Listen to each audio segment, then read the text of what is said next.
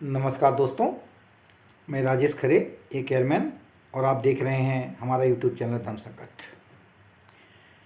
जैसा कि आप जानते हैं कि मैं अपनी वास्तविक जीवन की कहानियाँ साझा कर रहा हूँ आप सबसे, जहाँ मेरे भगवान श्री हनुमान जी ने मेरी सहायता की और मुझे कठिन परिस्थितियों में से उबरने में मदद की।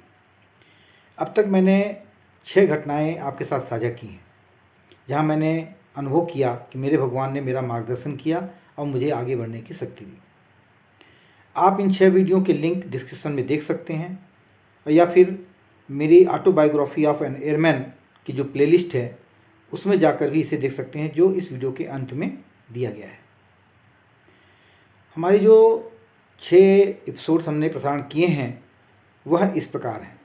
पहला है धर्म संकट, हनुमान जी का न्याय। दूसरा है धोखा, धमकी और न्याय।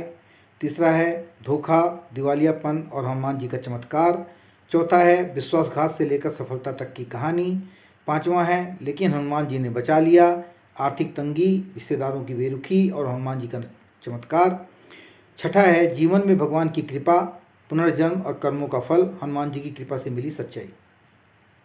ये सारे वीडियो के लिंक नीचे डिस्क्रिप्शन में दिए गए हैं इस वीडियो के। आप वहाँ से जाके एक एक करके देख सकते हैं, या फिर हमारी प्लेलिस्ट जो इस वीडियो के अंत में दी गई है उसको खोल कर देखेंगे तो वहाँ भी आपको ये सब के सब मिल जाएंगे।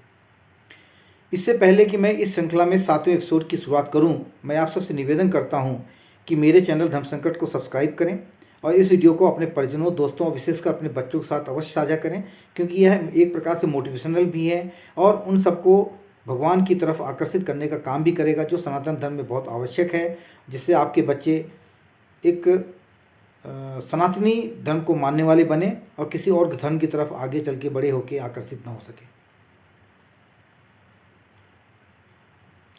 यह कहानी उन सभी लोगों को जीवन प्रेरणा देगी जो भगवान पर भरोसा कम रखते हैं, लेकिन कभी कभी परिस्थितियों से हार कर यह सोचने लगते हैं कि ईश्वर उनकी मदद नहीं कर रहा।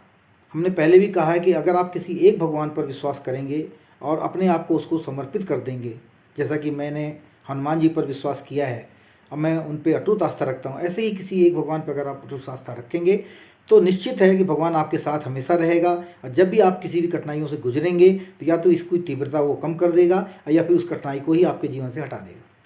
अगर आपने अभी तक हमारे इस YouTube चैनल धर्म संकट को सब्सक्राइब नहीं किया है तो कृपया इसे सब्सक्राइब कर लें और बेल आइकन अवश्य दबा दें, जिससे कि मेरी अगली वीडियो की नोटिफिकेशन आपको समय पर मिल जाए, अन्यथा वीडियो थोड़ा लेट मिलेगी। आजकल मैं व्हाट्सएप में फॉरवर्ड नहीं कर रहा हूँ, तो आपको सारी वीडियो यूट्यूब में ही देखनी होगी, इसलिए सब्सक्राइब करना बहुत आवश्यक है। मैंने अपने पिछले एपिसोड में बताया कि कैसे मुझे एक कॉर्पोरेट सेक्टर ट्रस्ट में अप्रत्याशित रूप से काम करने का अवसर मिला, लेकिन मेरी ज़िंदगी कभी आसान नहीं थी। हर जगह मुझे अपने काबिलियत को साबित करना पड़ा। वैसे आजकल भी हमारे जो नए जनरेशन है उनको भी अपनी काबिलियत को प्रतिदिन साबित करना पड़ता है और हमारे लोगों से कुछ ज़्यादा ही टफिन वर्क वो लोग करते हैं। इस बार मुझे गांव के लोगों को लकड़ी जलाने की जगह वैकल्पिक ईंधन के उपयोग के लिए प्रेरित करने की जिम्मेदारी मिली। आप समझ सकते हैं, ये 2001 की बात बता रहा हूँ मैं। उस समय जो है गैस जो है, जो आप LPG गैस जलाते हैं, उस समय उनकी बड़ी कमी थी। तो ज़्यादातर गांव के लोग तो वहाँ पे LPG गैस की सुविधा नहीं होने के कारण, कुछ ही परिवार में सुविधा थी, वो लोग लकड़ी से ही अपने घर का खाना बनाते थे। तो सरकार की तरफ से एक प्रोजेक्ट आया था कि भाई इन लोगों को ये जो जंगल की लकड़ी काटने जाते हैं और जंगल को ख़त्म करते जा रहे हैं, इसको बचाना है जंगल को, तो हर हालत में इसका कोई अल्टरनेटिव ईंधन का इंतज़ाम करके इनको देना पड़ेगा। तो ऐसा ही एक प्रोजेक्ट मेरे को मिला। इसके लिए मुझे कांग्रेस घास जो है एक ऐसी घास है जो पूरी फसल को नष्ट कर देती है अगर खेतों में होती है। तो जहाँ जहाँ कांग्रेस घास होती है वहाँ फसल नहीं होती। तो हमें ये जिम्मेवारी मिली कि कांग्रेस घास को उस गांव, जिस गांव में हमें भेजा गया था, उस गांव से कांग्रेस घास को उखाड़ कर, उसको सुखाकर और उसको फिर आधा जलाकर और फिर उसको मिट्टी के साथ मिलाकर ब्रिक्स बनाए जाएं और उस ब्रिक्स को जो गांव वाले हैं उनको ईंधन के रूप में दिया जाए जलाने के लिए, जिससे कि वो लकड़ी ना काट के उस ब्रिक्स से अपने जो डेली रूटीन के घर के खाने हैं वो उनको बनाएं। आप जानते हैं गांव में 2 प्रकार के ईंधन लोग उपयोग करते हैं, एक तो गोबर से बने उपले, उसको जलाकर यूज करते हैं उसको, और दूसरा लकड़ी का इस्तेमाल करते थे उस समय, उस ज़माने में। आजकल तो सब LPG गैस कर रहे हैं। धन्यवाद देना चाहिए भारत सरकार को कि उन्होंने गांव-गांव हर घर में एलपीजी गैस की सुविधा उपलब्ध कराई है। यह घास खेती के लिए हानिकारक तो थी ही, और इसे ईंधन के उपयोग में करने का विचार किफ़ायती और पर्यावरण के लिए आवश्यक भी था उस समय। मैंने स्थानीय मजदूरों की मदद से इस घास को खोद कर, आधा जलाकर, पीस कर, मिट्टी के साथ मिलाकर ब्रिक्स बनाना शुरू किया। हमने एल्युमिनियम स्टोव्स भी डिजाइन कराए अलग से कस्टमाइज करके, और वो हमने जो वहाँ पे बीपीएल श्रेणी के घर थे जहाँ पे मतलब ईंधन की हमेशा कमी रहती थी, लकड़ी भी उनको जल्दी उपलब्ध नहीं हो पाती थी, उन लोगों को हमने वो स्टोव फ्री में बांटे। चूँकि ब्रिक्स बनाने की प्रक्रिया थोड़ी लंबी थी और ये कम बनती थी, इसलिए कम ही लोगों में ऐसे स्टोव हमने बांटे।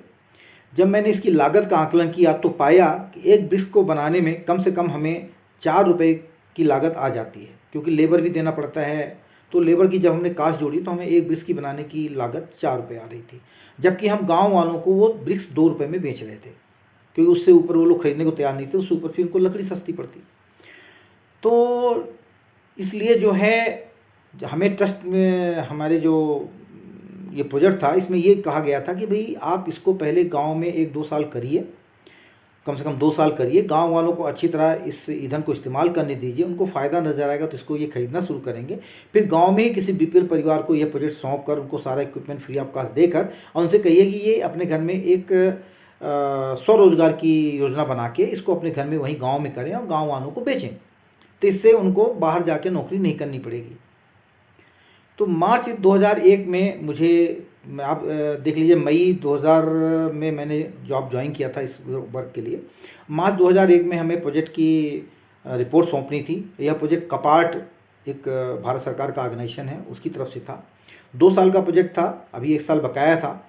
तो मुझे बोला गया कि जो आपने 1 साल में काम किया है उसकी आपके क्या अनुभव हैं और क्या क्या आपने किया है, उसका एक रिपोर्ट बनाइए। वो रिपोर्ट बना के जब मैं लेके आया तो सबसे पहले मिस्टर आनंद से आकर मैं मिला और उनसे बोला, सर आप कह रहे हैं कि ये प्रोजेक्ट किसी गांव वाले को हैंडओवर कर दो, तो कोई भी गांव वाला, खासकर बीपीएल परिवार का व्यक्ति, इसको टेकअप करने को तैयार इसलिए नहीं होगा क्योंकि इसकी लागत 4 रुपये प्रति ईंट बैठ रही है, और जबकि हम कह रहे हैं कि भाई 2 रुपये प्रति ईंट दो, जो हम दे पा रहे हैं। हम इसलिए दे पा रहे हैं क्योंकि आप हमारी सैलरी दे रहे हैं और जो लेबर कास्ट है उसकी भी पेमेंट आप अपने पास से कर रहे हैं। लेकिन जो स्वरोजगार करेगा तो मानी बात है, सारी कास्ट तो उसको कोई देने वाला नहीं है, केवल इक्विपमेंट आपने दे दिया, बट लेबर तो सारी उसकी है। और अगर उसको प्रतिदिन की लेबर भी नहीं मिल पा रही इस प्रोजेक्ट से, तो कोई क्यों लेने को तैयार होगा, जब उनको ज़्यादा सैलरी डेज, डेली वेज उनको खेतों में काम करने से या कंस्ट्रक्शन वर्क करने से उनको मिल जाता है। मैंने उनसे साफ कहा कि इस परियोजना में समय और पैसा दोनों की बर्बादी है। गरीब परिवार इसे अपनाने में असमर्थ हैं, तो हमें इसे बंद कर देना चाहिए। मिस्टर आनंद जो ने मेरी बात अच्छी तरह सुनी और कहा, अगर यह प्रोजेक्ट असफल हुआ तो तुम्हारी नौकरी खतरे में पड़ सकती है, क्योंकि तुमको जो जॉब दिया गया था वो एज ए इंजीनियर इस प्रोजेक्ट के लिए दिया गया था। लेकिन मैंने जवाब दिया कि सर, चाहे पैसा आपका हो या सरकार का, अगर वह व्यर्थ जा रहा है तो मैं इसे जारी रखने के पक्ष में नहीं हूँ, क्योंकि मैं एक फ़ौजी हूँ और कोई भी पैसा मैं बर्बाद नहीं होने देना चाहता, किसी का भी, चाहे वो मेरा हो, आपका हो या सरकार का हो। आप चाहें तो मुझे निकाल सकते हैं, लेकिन मैं झूठी रिपोर्ट नहीं बना सकता। मेरी ईमानदारी और स्पष्टवादिता से प्रभावित होकर उन्होंने, उस समय हमारी कार्यकारी निर्देशक थीं, एक साउथ इंडियन लेडी थीं, उनसे मुझे संगठन में किसी अन्य भूमिका में बनाए रखने के लिए एक पोस्ट क्रिएट करने की बात कही। इस बीच में एक घटना और घटी। अक्टूबर 2000, यानी मेरी नौकरी को 4 ही 5 महीने हुए थे, अक्टूबर 2000 में हमारे ट्रस्ट के करीब 50 जो फील्ड एम्प्लॉय थे और साथ में कुछ परमानेंट एम्प्लॉय थे, उन सब ने मिल के ट्रस्ट के विरुद्ध एक आंदोलन छेड़ दिया, हड़ताल कर दी गेट पर। और वो उनकी मांग थी कि भाई हम लोग इतने दिनों से काम कर रहे हैं तो हमें ईएसआई और पीएफ के घेरे में लिया जाए, जो कि सरकार का रूल भी इस प्रकार का कहता है कि भाई अगर 20 लोग जो हैं काम कर रहे हैं आपके यहाँ बिना मशीन के, तो आप लोगों को ईएसआई और पीएफ लागू करना होगा। उनकी मांग जायज़ भी थी।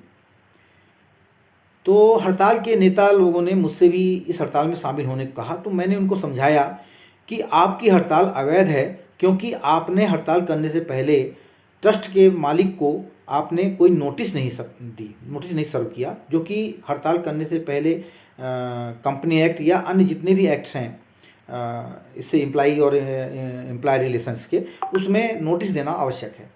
तो पहली बात तो ये। और दूसरा, मेरी आर्थिक स्थिति ऐसी नहीं है कि कल की डेट पे ट्रस्ट मुझे निकाल दे तो मैं अपने परिवार का भरण पोषण कर पाऊँ, तो मैं जो है आपके इस हड़ताल में शामिल नहीं हो सकता। तो मुझे लीडर, चूँकि स्थानीय लोग थे, तो उन्होंने मुझे धमकी दी कि अगर मैंने काम जारी रखा और ऑफिस आना जारी रखा तो फिर मुझको वो चोट पहुंचा सकते हैं, मुझ पर हमला होगा। मैंने जवाब दिया कि मैं एक पूर्व सैनिक हूं और मैं इस तरह की धमकियों से डरने वाला नहीं हूं। आखिरकार हड़ताल ज़्यादा दिन नहीं चली और 3 मुख्य नेता जो मतलब इसको लीड कर रहे थे, उनसे ट्रस्ट वालों ने जो भी समझौता किया हो उनसे इस्तीफ़ा ले लिया। ट्रस्ट ने 2004 में कर्मचारियों को SIPF लागू कर दिया उनके ऊपर। लेकिन मेरी निष्ठा के कारण, चूँकि मैं हड़ताल में शामिल नहीं हुआ था, मेरी स्थिति संगठन में और मजबूत हो गई और कल तक जो लोग हमारे ऊपर बॉस थे वो सब उस समय हमारे नीचे कर दिए गए और मैं उनका बॉस बन गया और मेरा प्रमोशन समय से पहले ही कर दिया गया और मेरी सैलरी को 1.5 गुना कर दिया गया, जो भी उस समय हमारी सैलरी स्टार्टिंग में दी गई थी। अभी उसके बाद जब हमको दूसरी पोस्ट क्रिएट करके रखने की बात मिस्टर आनंद ने हमारे एग्जीक्यूटिव डायरेक्टर से कही, तो वो साउथ इंडियन लेडी, हम नाम उनका नहीं लेना चाहते हैं, तो उन्होंने क्या किया कि उन्होंने हमको कहा कि मिस्टर खरे, क्या आप हमारे एजुकेशन प्रोजेक्ट में काम कर सकते हैं। हमने कहा जी आप हमें समझाइए क्या करना होगा, तो फिर हम डेफिनेटली हम अपना पूरा प्रयास करेंगे कि हम प्रोजेक्ट को सफल बनाएं। तो उन्होंने कहा कि उनके पास समस्या ये आ रही है कि जो आउट ऑफ स्कूल चिल्ड्रंस हैं, खासकर जो रिक्शा वाले के चिल्ड्रन हैं, उसमें सपेरों की बस्ती भी गुड़गांव हुआ करती थी, उनके बच्चे हैं, काम वालियों के बच्चे हैं, ये बच्चों के फ्री एजुकेशन और उनके मिड डे मील का इंतज़ाम जो है हमारी संस्था उस समय कर रही थी। और यह प्रोजेक्ट जो है यूनाइटेड नेशंस डेवलपमेंट प्रोग्राम वालों का था और इसकी फंडिंग जो है ब्रिटिश काउंसिल कर रही थी, यानी इंग्लैंड से फंडिंग हो रही थी। तो उन्होंने कहा कि उनके पास 2500 से अधिक बच्चे हो चुके हैं, अब उनके पास समस्या है, बच्चे और आते जा रहे हैं और उनके पास जगह की बहुत कमी है। उन बच्चों को किस जगह पे रख के उनको पढ़ाया जाए। शिक्षा देने में कोई दिक्कत नहीं है, खाना पीना देने में कोई दिक्कत नहीं, उन बच्चों को फ्री शिक्षा भी दी जा सकती है, बस जगह की कमी है। हमने 2 शिफ्ट भी कर लिया है, हमारे पास जितने भी साधन मतलब जगह थी सब में 2 शिफ्ट कर दिया, इसके बावजूद बच्चे ज़्यादा हैं। तो आप हमें बताएं कि क्या इसका कोई उपाय हो सकता है। तो हमने उनको कहा कि अगर आप कहें, क्योंकि मैं टीवी चैनल में काम कर चुका हूं और मुझे प्राइवेट स्कूल के बहुत सारे मैनेजमेंट्स हमको बहुत अच्छी तरह जानते हैं, क्योंकि उस समय वो लोग अपनी रिटायरमेंट हमारे टीवी चैनल में करवाया करते थे। तो अगर आप कहें तो मैं उनसे संपर्क करके उनसे इस बात के लिए गुजारिश करूं कि दोपहर के बाद जब उनका बिल्डिंग बिल्कुल खाली हो जाता है रेगुलर बच्चों से, उसके बाद क्यों ना इन बच्चों के लिए 2 या 3 घंटे की क्लास वो अपने यहाँ रखें। उन्होंने कहा यह समस्या ये संभव है। हमने कहा देखते हैं, कोशिश करते हैं, मुझे तो लगता है कि हो जाना चाहिए, केवल समझाने का तरीका आना चाहिए। मैं गया, ऐसे मैंने सभी प्राइवेट मैनेजमेंट के कई कम से कम 40-45 स्कूलों से मैं मिला जो उसमें गुड़गांव में बड़े बड़े अच्छे थे, मेरे जानकारी में थे। उसमें से 12 स्कूल ऐसे थे प्राइवेट स्कूल जिन्होंने इसको सहर्ष स्वीकार कर लिया। उन्होंने बच्चे भी अपने यहाँ लेने शुरू कर दिए, अपने आसपास के झुग्गी झोपड़ी के या कंस्ट्रक्शन वर्कर के बच्चे जो थे। इसके साथ साथ जो है उन्होंने उनको मिड डे मील भी देना शुरू कर दिया और जो कोर्स हम पढ़ा रहे थे उससे बेटर कोर्स उन्होंने पढ़ाना शुरू कर दिया। टीचर की सैलरी शुरू कर दी उन्होंने देनी, जबकि जब मैंने उनसे बात की थी उस समय मैंने कहा था कि टीचर की सैलरी हम अपनी तरफ से दे देंगे, बट उन्होंने कहा कोई ज़रूरत नहीं है, अगर हम अपने यहाँ से कर रहे हैं तो हम खुद ही इसकी सैलरी देंगे। हमने उनको जो एक खास लुभावना ऑफ़र किया था वो ये किया था कि अगर वो इस प्रोजेक्ट में हमारे भागीदार बनते हैं तो हम उनकी पब्लिसिटी बड़ी अच्छी कराएंगे, बिकॉज हम मीडिया चैनल से जुड़े रहे हैं और मेरे सभी प्रिंट मीडिया और टीवी मीडिया जितने भी हैं उन दोनों में मेरी अच्छी खासी पकड़ है, सभी लोग मुझे जानते हैं, तो मैं उनका अच्छा खासा प्रचार कर दूंगा।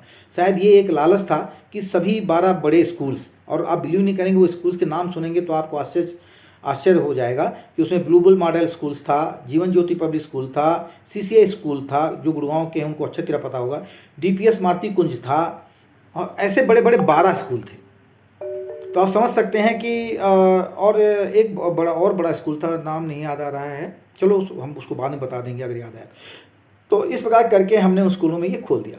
अब इसमें आप कहेंगे कि इसमें ऐसा क्या है, ये तो आपकी परफॉर्मेंस है। जी नहीं, केवल परफॉर्मेंस नहीं है, इसमें मैं भगवान की बहुत बड़ी मदद देख रहा हूँ। कैसे?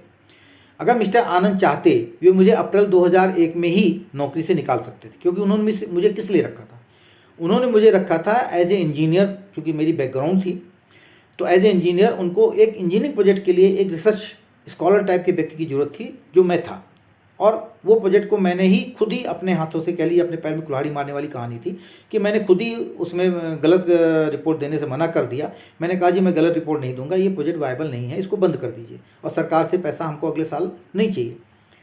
तो वो चाहते तो हमें निकाल देते, क्योंकि हमारा कोई ऐसा अनुभव तो था नहीं इस लाइन का, सोशल लाइन का।